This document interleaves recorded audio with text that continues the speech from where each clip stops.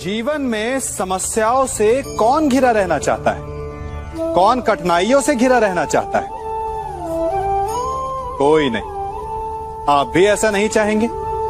तो ऐसा करने के लिए आप क्या करते हैं? सोचिए, मैं बताता हूं। ऐसा करने के लिए अधिकतर लोग कठिनाइयों से दूर भागते हैं, समस्याओं से दूर रहते हैं, और यही आप सबसे बड़ी भूल कर बैठते हैं। समस्याएं ऐसे जंगली पशु के समान होती है, जिससे आप जितना दूर भागेंगे वो उतना ही विकराल रूप धारण कर लेगी और अंततः आपका अंत कर देगी। तो इस समस्या से कैसे बचा जाए? इसका हल क्या है? इस समस्या का हल है कि आप अपने परिश्रम से, अपनी लगन से, अपनी दृढ़ता से उस समस्या को छोटा कर दें। यदि नाविक को कुशल खेवैया बनना है तो वो शांत समुद्र में नहीं बन सकता, उसे तूफान का सामना करना पड़ता है। स्मरण रखिएगा। मैं क्या कर रहा हूं? मैं इस पौधे को सींच रहा हूं। आप भी ये कार्य प्रतिदिन करते हो। जब इस पौधे को जल देंगे तभी ये फलवित होगा, इसमें से फूल निकलेंगे, इसकी सुंदरता बढ़ेगी। परंतु प्रतिदिन ये कार्य करने के पश्चात भी हम इससे एक महत्वपूर्ण सीख लेना भूल जाते हैं। हम कभी पौधों के पत्तों पर, उनकी डालियों पर, उनके फूलों और फलों पर जलधारा नहीं डालते, उन्हें धोते नहीं, परंतु फिर भी वो पनपते हैं। यदि जल जड़ में जाए, वही सफलता का मूल है।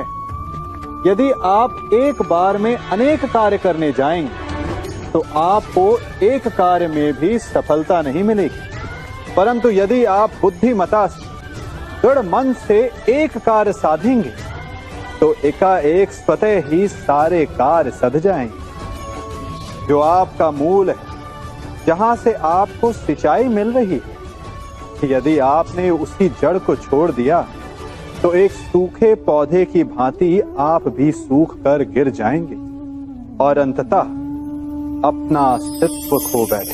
कभी कभी हमें लगता है कि हमारे अपने, हमारे हितैषी, हमारे माता पिता को हमारे मन की बात ही नहीं समझ आ रही, जैसे उन्हें हमारे हर कार्य में, हर निर्णय में खोट दिखाई दे रहा हो। और ऐसे में हम कर बैठते हैं विद्रोह। ऐसी अवस्था में हमें वही अच्छा लगने लगता है जो हमारी मन की बातों का समर्थन करे। हम उसे ही अपना हितैषी समझ लेते हैं। परंतु जो आपसे मीठी बातें कर रहा हो वो आपका हितैषी है, ये आवश्यक नहीं। कुछ विषैले फूल बड़े सुंदर दिखते हैं, कुछ विषैले फल असाधारण रूप से बड़े स्वादिष्ट होते हैं, और ये भी आवश्यक नहीं कि हमारे रोगों का निदान करने वाली औषधि सदा मीठी हो। इसलिए विष और औषधि में अंतर को परखने का प्रयास करें। हो सकता है जो आपके हित की बात कर रहा हो वो आपको संकट के गर्त में ले जा रहा हो। बात बात पर आवेश में ना आए। हो सकता है कि आपके माता पिता की कड़वी बातों में आपका ही हित छिपा हो। और माता पिता को भी प्रयास करना चाहिए कि यदि उनकी संतान अनुचित निर्णय ले रही है तो उसके अनुचित होने का भान प्रेम से करवाएं, दबाव और शासन से नहीं। क्योंकि कभी कभी कटु शब्द और कटु वचन अनुचित निर्णय को और पक्का कर देता है। जीवन में सभी केवल सफल होना चाहते हैं, केवल विजय चाहते हैं। कोई भी पराजित नहीं होना चाहता, कोई भी असफल नहीं होना चाहता, कोई भी नहीं चाहता कि उसके प्रयास व्यर्थ जाएं। यदि एक दृष्टिकोण से देखा जाए तो ये उचित भी है, परंतु असफलता में भी एक अच्छी बात छिपी होती है। कैसे? मैं बताता हूं। सफलता आपका परिचय संसार को देती है। विजय के पश्चात संसार आपको जानने लगता है और असफलता आपका परिचय संसार से करवाती है। पराजय के पश्चात आप अपने जीवन को जानने लगते हैं। इसलिए सफलता और असफलता से घबराए नहीं। यदि आपकी सोच सकारात्मक रहेगी तो यही असफलता, यही पराजय आपको और अधिक शक्तिशाली बनाकर प्रस्तुत करेगी और जीवन में विजयी बनाएगी। से ये सृष्टि बनी है।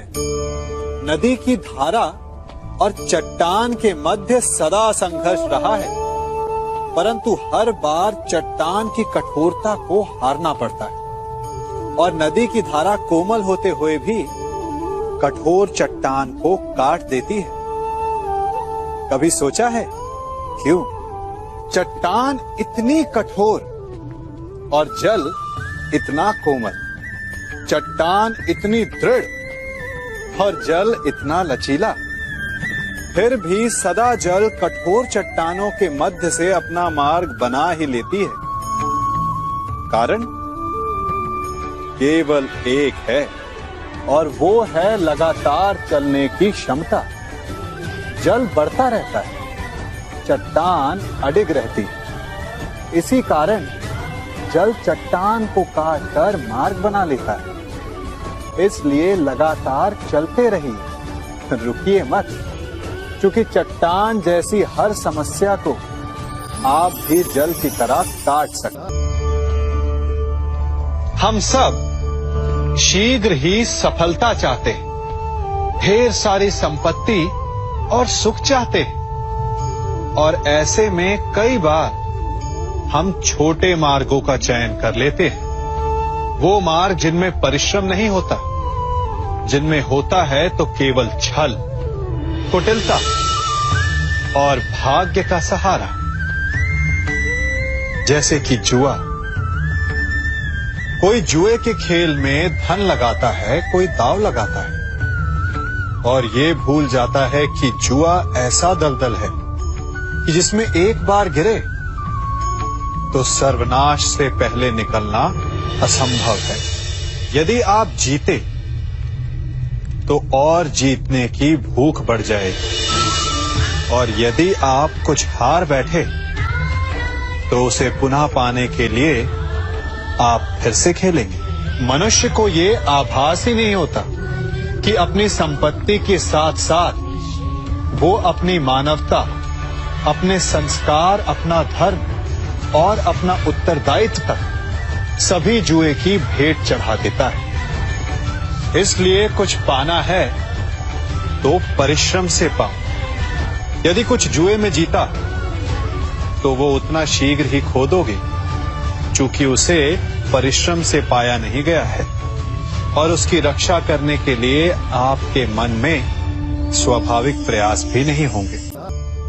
हम सभी बचपन से ये सुनते आए हैं कि अच्छे मित्र हमारे जीवन को पूर्णतः परिवर्तित कर सकते हैं, है ना? अच्छे मित्र, परंतु कौन?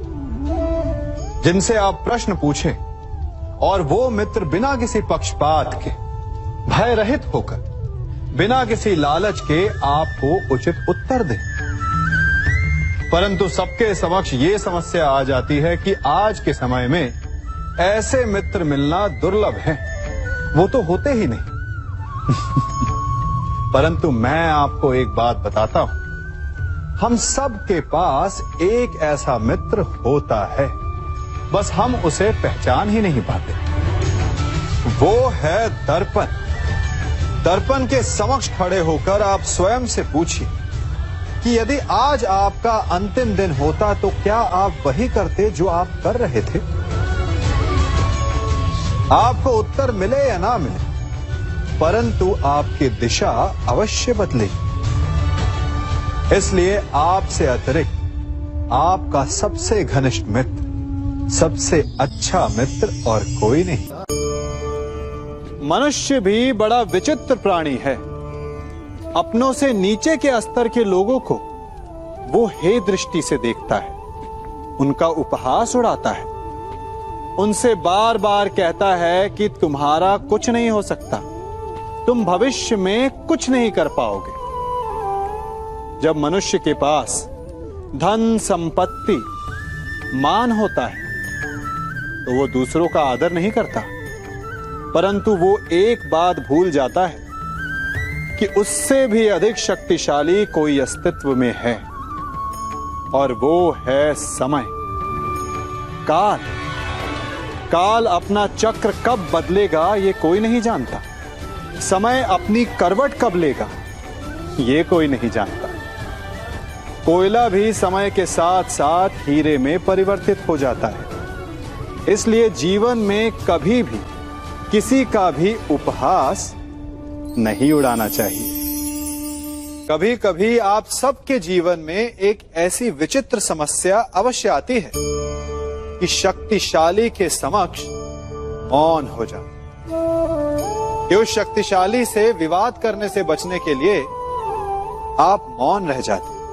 मानता हूं ऐसा करने से आप एक विवाद से बच जाते, एक संघर्ष से बच जाते, परंतु ऐसा बचाव एक बड़े संघर्ष को जन्म दे देता है। कैसे? हमारा मौन रहना अनजाने में उसका समर्थन बन जाता है और वो स्वयं को अधिक शक्तिशाली अनुभव करता है, और यहां से हमारा दमन प्रारंभ हो जाता है। एक के बाद एक हम अन्याय में अनचाहे रूप से सम्मिलित होते चले जाते हैं। तो इसका तोड़ क्या है? ये समझने के लिए ये जानना आवश्यक है कि ऐसी कौन सी बात है जो आपको विरोध करने से रोकती है। ये सामने वाले की शक्ति नहीं जो आपको रोकती है, ये आपके भीतर छिपा भय है जो आपको रोकता है। हाँ, कभी कभी भय आपकी सुरक्षा अवश्य कर सकता है, परंतु साथ साथ ये भी जानना आवश्यक है कि ये भय ही है जो आपको मौन भी रखता है। इसलिए अपने मन से भय को निकालिए और खुलकर अनीति का, अन्याय का विरोध कीजिए, और फिर देखिएगा आपका मन कितना मुक्त, कितना हल्का अनुभव करेगा। जीवन में सफल कौन नहीं होना चाहता? पद में, प्रतिष्ठा में आकाश जैसी ऊंचाई किसे नहीं चाहिए? स्थिरता में भूमि जैसी दृढ़ता किसे नहीं चाहिए? सभी को चाहिए, परंतु सफलता का पुष्प अपने साथ अहंकार का कांटा भी लाता है। सफलता आपको आनंद देती है, उपलब्धि आपको गर्व देती है, और फिर यही आनंद धीरे धीरे अहंकार में परिवर्तित हो जाता है, फिर अतिक्रमण में, और अंततः अन्याय में। और यही से सफलता का नाश प्रारंभ हो जाता है। यदि आप चाहते हैं कि आपकी सफलता लोगों की दृष्टि में सम्मान बनकर रहे, लोगों के मन में शूल बनकर नहीं, तो ये आप वृक्ष से सीखिए। फलों से लदने के पश्चात वो झुक जाता है, उसी प्रकार सफलता मिलने पर विनम्रता अधिक आवश्यक है।